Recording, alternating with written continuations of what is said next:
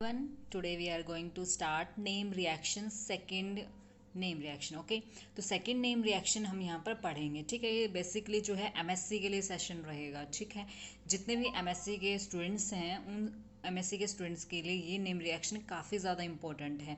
दूसरी बात, ये जितने भी सीएसआर के एग्ज़ाम्स होते हैं, नेट के एग्ज़ाम्स होते हैं, गेट के एग्ज़ाम्स होते हैं, ठीक है, आईआईटी जेईई के एग्ज़ाम्स होते हैं, उन एग्ज़ाम्स के लिए काफ़ी ज़्यादा इंपॉर्टेंट है। ठीक है, एक हम वीडियो भी अपलोड करेंगे कैसे आप आईआईटी के, रुड़की के, या फिर किसी भी आईआईटी दिल्ली है, आईआईटी बॉम्बे है, किस तरह से आप इंटरव्यू की तैयारी कर सकते हैं पीएचडी के लिए, या फिर आप किस तरह से गेट की तैयारी कर सकते हैं, किस तरह से आप नेट की तैयारी कर सकते हैं। उसके लिए हम एक छोटी सी वीडियो बनाएंगे, किस तरह से आप अपने क्वेश्चंस को प्रीवियस ईयर लगाएंगे, किस तरह से आप क्वेश्चंस की ट्रिक्स लगाएंगे क्वेश्चंस को सॉल्व करने की, तो उसके बारे में हम छोटा सा एक सेशन रखेंगे। ठीक है, तो ये जो सेशन चल रहा है ये डाइनोन फिनॉल रीअरेंजमेंट, ये सेकंड पार्ट है हमारा नेम रिएक्शन का। ठीक है, तो नेम रिएक्शन का काफ़ी ज़्यादा important, I think MSc second semester में ये है नेम रिएक्शन, डाइनोन फिनॉल रीअरेंजमेंट। ठीक है, तो इस नेम रिएक्शन को पढ़ना बहुत ज़्यादा इंपॉर्टेंट इसीलिए है क्योंकि ये रिएक्शन जो है नेट के एग्ज़ाम्स में पूछी जाती है। आई थिंक दिसंबर 2018 में भी ये क्वेश्चन पूछा गया था डाइनोन फिनोल रीअरेंजमेंट का। बिल्कुल डायरेक्ट ये आंसर आएगा, इसको कुछ भी नहीं करना है। इसमें आपको ध्यान से दिखाई दे रहा है। इसमें अब हम ब्रश लेते हैं, ब्रश लेते हैं हमारा। ठीक है, देखो करना क्या आपको, इसमें नेम रिएक्शन चल रहा है हमारा। अच्छा, एक बात और, जो ये नेम रिएक्शन हमारा चल रहा है, इस नेम रिएक्शन में सबसे इम्पोर्टेंट बात जो है ये है कि इसके जो क्वेश्चंस हमने लिए हैं वो जोनाथन क्लैडन और क्यूरेथर्स के लिए हैं। ठीक है, तो जितने भी नेट के एग्ज़ाम हैं उन सभी एग्ज़ाम्स में ये क्वेश्चंस जो हैं वो सारे मेनली कहाँ से आते हैं, क्लैडन से आते हैं। क्लैडन इज और स्टैंडर्ड बुक है ऑर्गेनिक के लिए। अगर किसी को भी ऑर्गेनिक स्टडी आउट करनी है तो आप सबसे पहले क्लैडन पढ़िए, बेसिक से लेके बिल्कुल स्टैंडर्ड लेवल तक है इसमें। ठीक है, क्वेश्चन यहीं से बन के आते हैं, डायरेक्ट क्वेश्चंस आते हैं नेट के क्वेश्चंस। ठीक है, तो यहीं से हमने इसके एग्जांपल्स भी यहीं से लेंगे, तो don't worry, stay with me and connected with me, we will do more examples on it and let's do our first question. देखो फर्स्ट क्वेश्चन क्या कह रहा है यहाँ पर, देखो ध्यान से।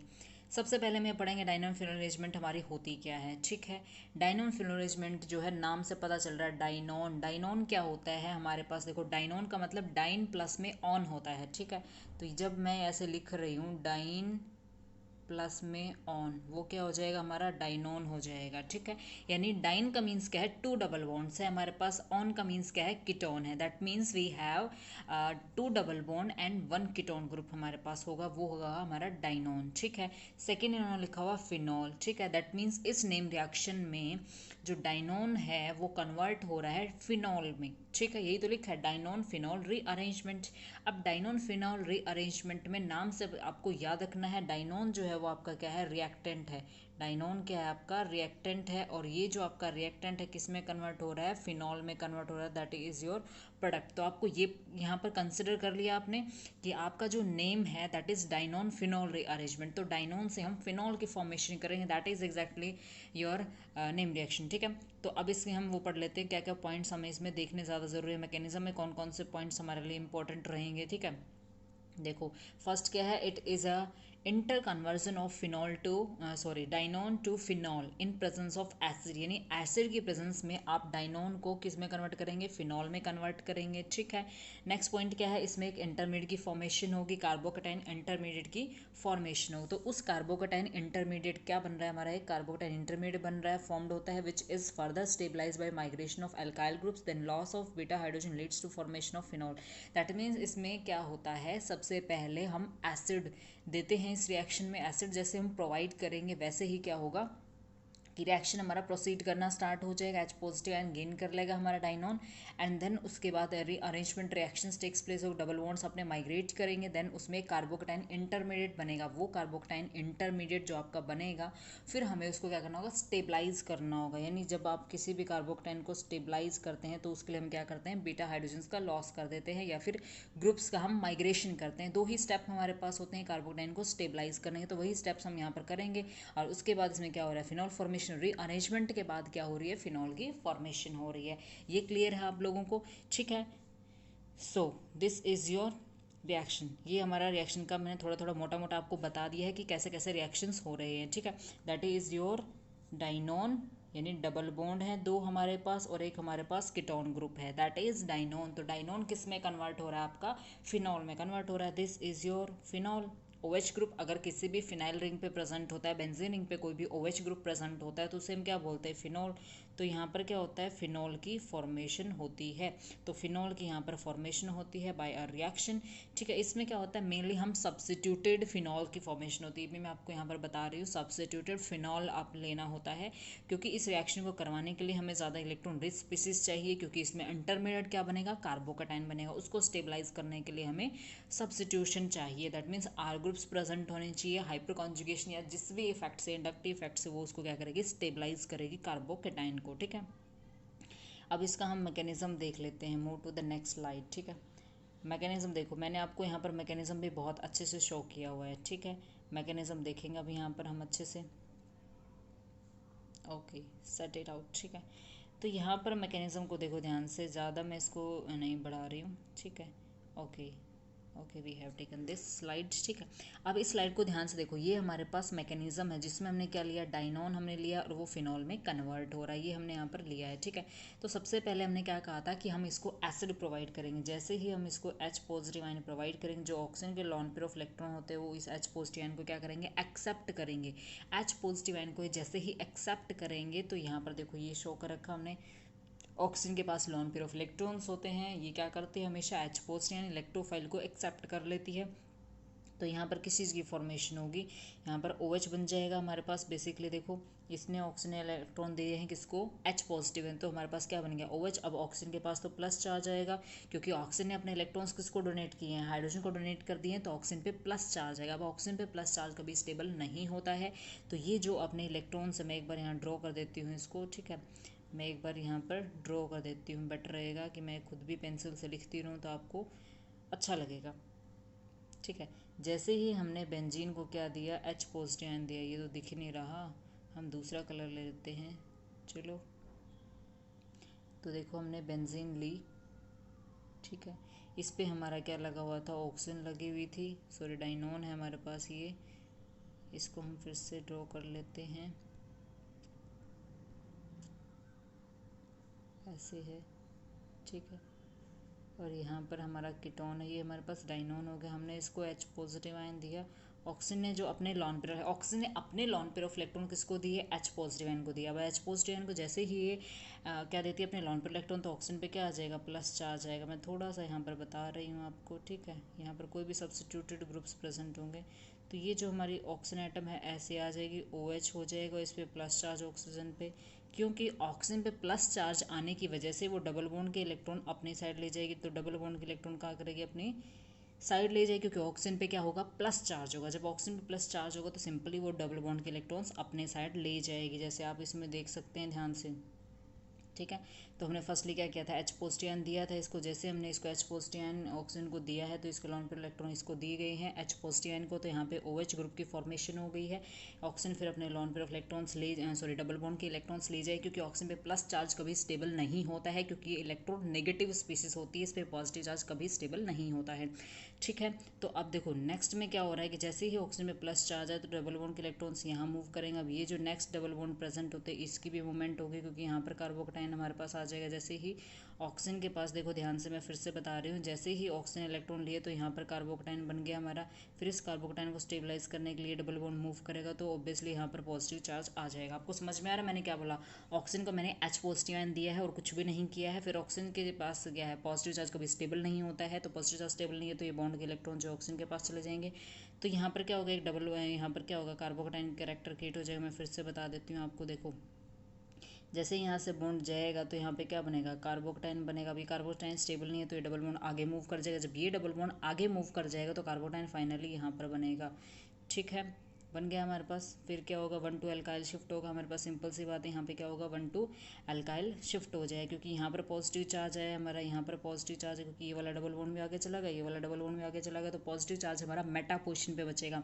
और OH ग्रुप के कंपैरिजन में जो आपकी सेकंड पोजीशन होती है, यानी फर्स्ट ये होती है आपकी, सेकंड ये होती है, तो ऑक्सीजन यहाँ पर हमारा OH ग्रुप बन जाएगा, तो इस कंपैरिजन ये फर्स्ट हो जाती है हमारे पास सेकंड। तो सेकंड पोजीशन जो होती है दैट इज मेटा पोजीशन। तो मेट पॉजिटिव चार्ज आपका मेटा पोजीशन पे प्रेजेंट है। तो पॉजिटिव चार्ज कहाँ है, मेटा पोजिशन पे प्रेजेंट है राइट नाउ, ठीक है। तो अब इस पॉजिटिव चार्ज को हम स्टेबलाइज कैसे करेंगे, देखो ध्यान से, यहाँ पे हम क्या करेंगे, जो हमारा आर ग्रुप होता है उसका माइग्रेशन करेंगे। अब इस आर ग्रुप का यहाँ से हम माइग्रेशन करेंगे ताकि हमारा कार्बोकटाइन क्या हो सके, स्टेबलाइज हो सके। इसको बोलते हैं 1 to अल्काइल शिफ्ट। तो यहाँ से क्या हो रहा है कि आर ग्रुप जो है उसका ट्रांसफर हो रहा है, कहाँ से, कार्बोकटाइन की साइड में होगा, क्योंकि इसको हम बोलते हैं अल्काइल शिफ्ट, और आर ग्रुप ट्रांसफर हो रहा है तो वन से सेकेंड पोजिशन पे हो रहा है, तो इसलिए हम क्या बोलेंगे इसको, अल्काइल शिफ्ट 1 2, ठीक है। अब देखो यहाँ पर कार्बोकटाइन आ गया, पैरा पोजिशन जो होती है वहाँ पर कार्बोकटाइन आ गया। अब कार्बोकटाइन को हमें स्टेबलाइज, फाइनल कार्बोकटाइन कहाँ बनेगा, पैरा पोजिशन पे। ये आपके दिमाग में फिट करके रखनी है बिल्कुल बात, कि पैरा पोजिशन पे हमेशा कार्बोकटाइन बनेगा, ठीक है।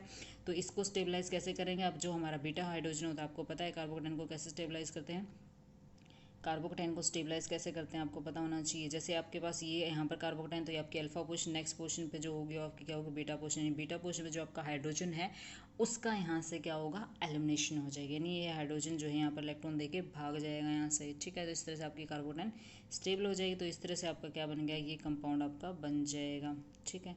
तो इस तरह से आपका क्या बनेगा, ये वाला कंपाउंड आपका फॉर्म्ड हो जाएगा। तो दैट इज़ योर फिनॉल। ये क्या है आपका, फिनॉल है। तो हमारा फिनॉल जो है वो यहाँ पर फॉर्म्ड हो जाएगा। कैसे ट्रांसफर हुआ, एच पॉजिटिव आयन जो है उसका आपने ट्रांसफर कर दिया है to stabilize your final carbocation. तो फाइनल कार्बोकटाइन को हमने स्टेबलाइज करने के लिए हाइड्रोजन का लॉस किया है, और that is loss of beta hydrogen, जो बेसिकली हर जगह आपको कार्बोकटाइन को स्टेबलाइज करने के लिए करना पड़ता है, ठीक है। तो यहाँ पे फाइनली आपका क्या बन गया, फिनॉल की फॉर्मेशन होगी। Move to the next. अब हम क्लैडन के एग्जाम्पल्स लेंगे, ठीक है। That is our standard book होती है, आप जाकर देख सकते हैं इस क्वेश्चन को, वहाँ पर आपको एग्जैक्टली सेम ऐसे ही मिलेगा ये क्वेश्चन, ठीक है।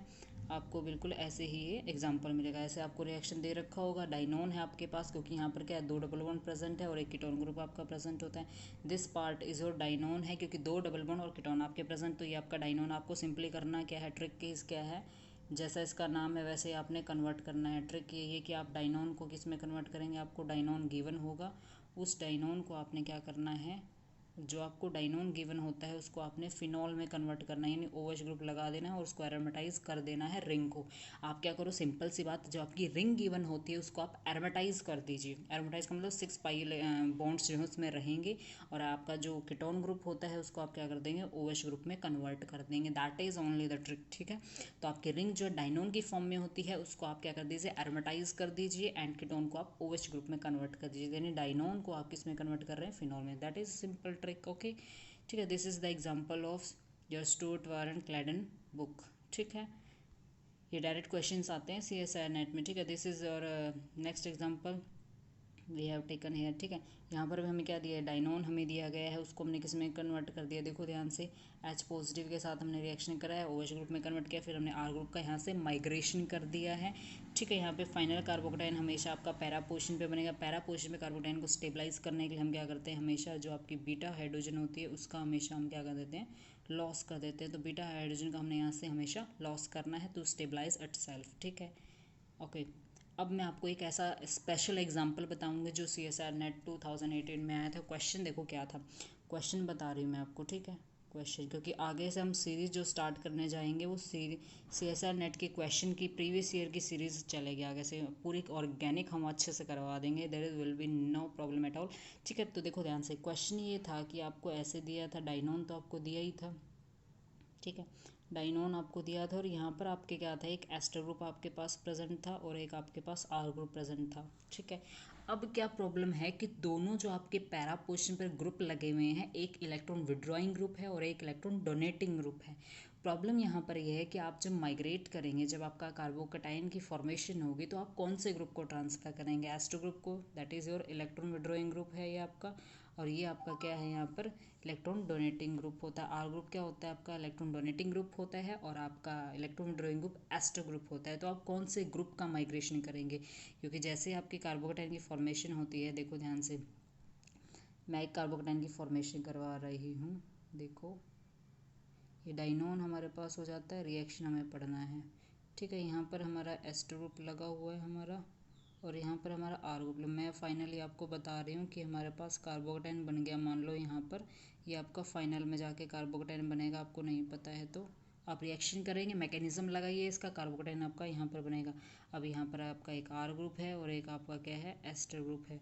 अब आप किसको ट्रांसफर करेंगे, दैट इज़ वेरी इंपॉर्टेंट, ठीक है, 2 स्टेप लगाइए आप। ठीक है, एक बार आप एस्टर ग्रुप को ट्रांसफ़र करके देखिए क्या रिजल्ट आता है, एक बार आप आर ग्रुप को ट्रांसफ़र करके देखिए कि क्या रिजल्ट आता है। ठीक है, मैं क्या कर रही हूँ, पहले मैं एस्टर ग्रुप का ट्रांसफ़र करवा रही हूँ। तो आपको ध्यान रखना है जो आपकी फाइनल कार्बोकेटाइन बनेगी दैट मस्ट बी स्टेबल, वो आपकी स्टेबल बननी चाहिए।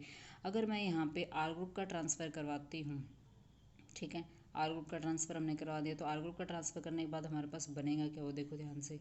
आर ग्रुप का जैसे ही हम ट्रांसफ़र करवाएंगे तो हमारे पास क्या बनेगा, जैसे हम आर ग्रुप का ट्रांसफ़र यहाँ पर हमने करा दिया तो कार्बोकेटाइन हमारा यहाँ बनेगा, और यहाँ पर क्या लगा हुआ है, हमारा एस्टर ग्रुप लगा हुआ है। ठीक है, यहाँ पर ओ एच ग्रुप हो गया।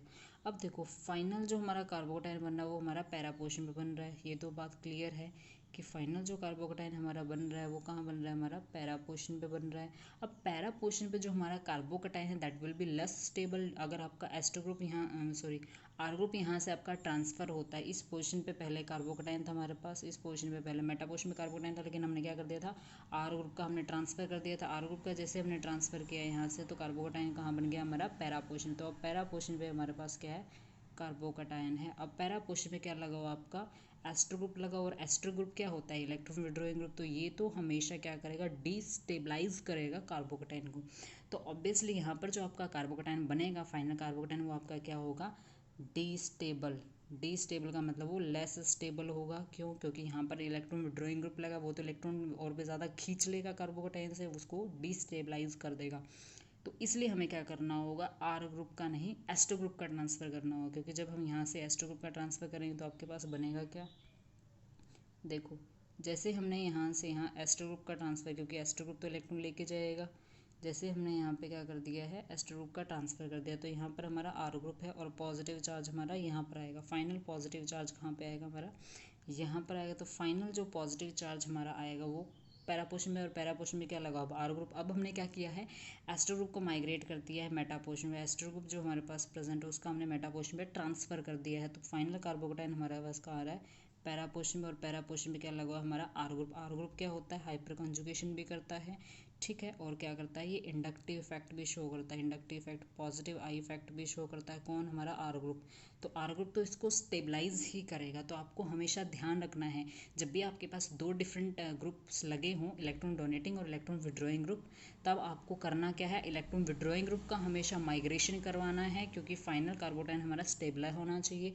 तो इसलिए यहाँ पर आर ग्रुप का ट्रांसफ़र होगा। तो ऐसी कंडीशंस में आपका जो प्रोडक्ट बनेगा वो क्या बनेगा, देखो प्रोडक्ट आपका यही बनेगा। एस्टर ग्रुप का आपने माइग्रेशन करवाना था इस रिएक्शन में, और आर ग्रुप आपका यहाँ आ जाएगा। बीटा हाइड्रोजन का लॉस करके आप इसको इस तरह से बना देंगे। तो दिस इज़ योर प्रोडक्ट। ये CSIR 2018 का क्वेश्चन है, डायरेक्ट क्वेश्चन है, इसमें आपको कुछ भी नहीं करना था। ठीक है, so thank you so much, meet you in next video. If you like this video please do subscribe, share, and of course like this video, and we will meet in next video. Thank you so much, till then bye bye, take care, be safe.